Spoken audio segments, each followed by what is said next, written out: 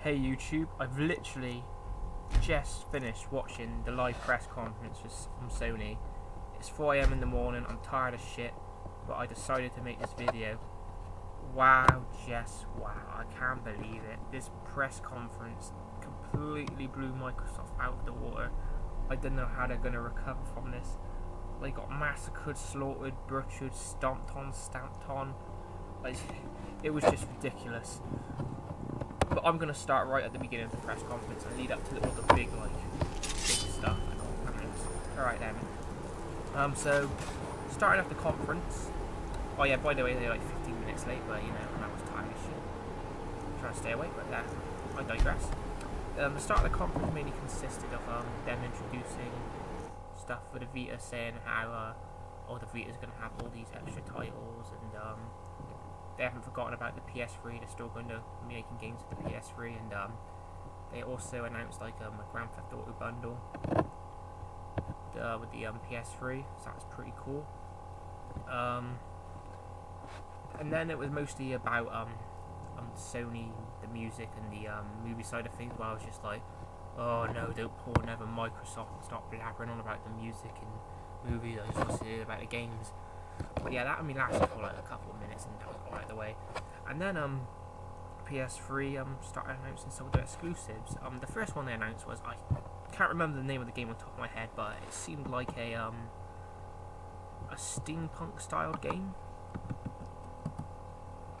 And that seems pretty cool.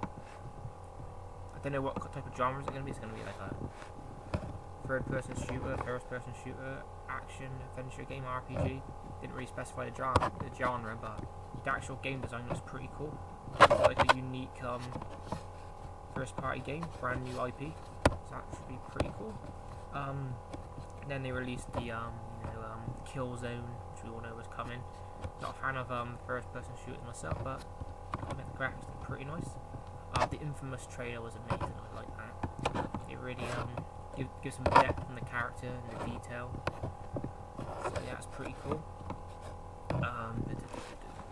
Quantum Break. Oh, that was. I don't know. I think it was like. I didn't know if it was like actual gameplay. It's more like a cinematic episode scenario. I don't know. I don't know if it's going to be an actual game, but those graphics were amazing. They were so lifelike. So I don't know if it's going to be like purely like episodes or whatever, or an actual game. But if Sony can handle a graphic engine like that as a game, then jeez, that's what it was really good. It was so lifelike. I know there's a couple of games I skipped, but I can't remember them off the top of my head. I should have made a list, but I was just so into the live stream, I wasn't doing it at the time. So yeah, so I'm just remembering all the games on top of my head and all the big stuff that really grabbed my attention. Oh yeah, and those are indie developers. Apparently, PS4 is going to be a good platform for small indie developers, since there was loads of them showcasing their games there, which is pretty cool. I guess Microsoft kind of scared them off. I don't blame them with the hardware and everything they've been implementing their policies on used games, and you have to sign in every 24 hours or your console. They didn't actually specify if you don't sign in every 24 hours, you can't play a game. So it didn't specify. So what happens to your console? Does it become a brick? Is it useless? It didn't really. But anyway, that's a completely different thing. I digress. Moving on to the conference. Oh, and this is when the president of Square Enix came out, and you know that game that's been in development for like, I don't know, ages and ages, Final Fantasy 13 Versus. Guess what? It's back again after like 6-7 years. But they changed the name now to Final Fantasy 13, and it looks like there's some progress being made on it. It looks pretty sweet. And if you think that wasn't enough, guess what? I couldn't believe it. I was literally there, I was jaw dropped, like, I don't believe this. I had like a rageful boner of enjoyment. Oops, sorry, did I say it out loud? Basically, it was over fucking whelming. Brace yourselves. Take a deep breath. Inhale that shit. Yes, I know, I promise I wouldn't swear, sorry. I was going to shit. Okay. Oh, I just said that again. Right. Kingdom Hearts 3. I don't believe Kingdom Hearts. I was completely mind blown. That right there was enough to sell me on the entire system. I don't care what else they would announce. Don't care about the price. Don't care about the policies. I just didn't care. I was sold then. Just sold. couldn't believe it. Final Fantasy 14. Kingdom Hearts 3. Oh god, they were just seven to me. And yeah, and then after they started and this was a real kick in the balls from Microsoft, this bit here. They basically addressed the whole used game market and playing games online, and they basically flat out admitted you can let your friends borrow your game, you own your game, you can sell your game, you can play offline, you don't have to be forced to play online. All this the PlayStation 4 offers. You would never restrict the consumer, and it was just like you could tell they were making direct, or not direct, but indirect references at Microsoft, and they were just like pummeling the shit out of them. And that right there, the crowd went wild. It was going nuts. Everyone was like, "Whoa!" It was crazy. It was crazy. And then if that wasn't enough, oh no, before that they I think what's the game shit? It's like an MMO first-person shooter. It kind of reminds me of it's like a hybrid of Borderlands and Defiance. That looked pretty good. I think it's a console exclusive to the PS4.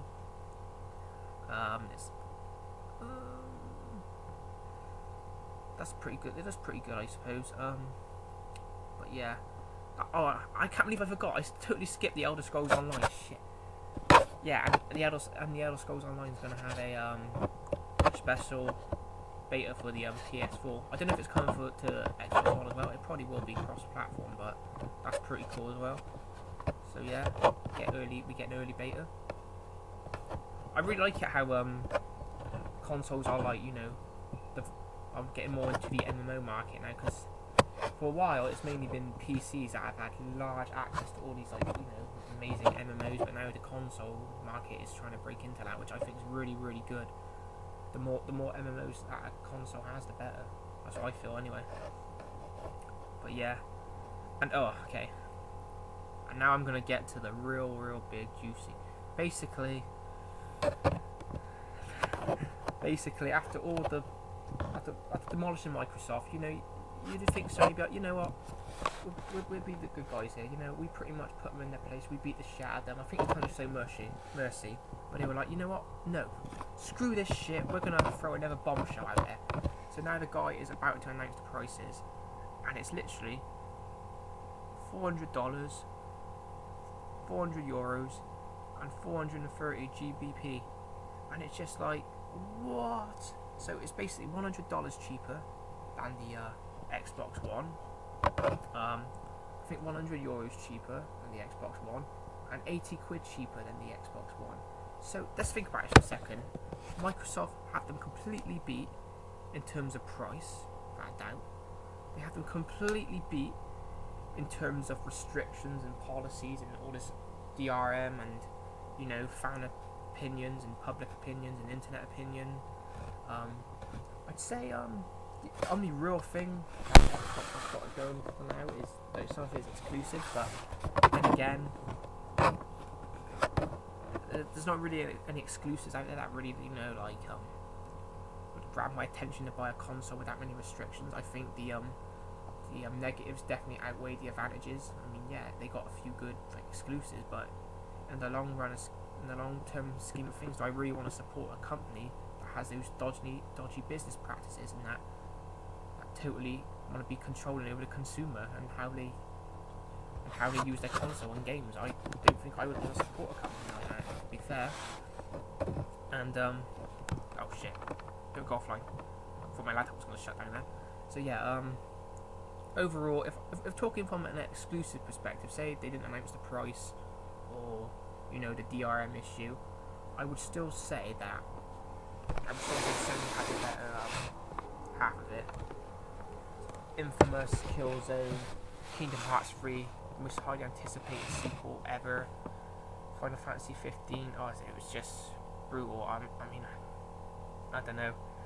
It's going to take a miracle for Microsoft to recover from this heavy blow they were dealt. I mean, the internet, the forums are all going wild. I just don't know what's going to happen here. I mean, I don't think the console, the Xbox One, is going to be a big flop. I mean, some people are still going to buy it, you know, casual people probably who don't really research into this type of thing or care. They're probably still going to buy it, but overall, the hardcore gamer demographic who actually researches this kind of stuff and knows their stuff, they're gonna lose a lot of customers in that regard. So yeah. Right then, so this has been my impressions of the press conference, and I'd give it a 10 out of 10. It knocks it through the park.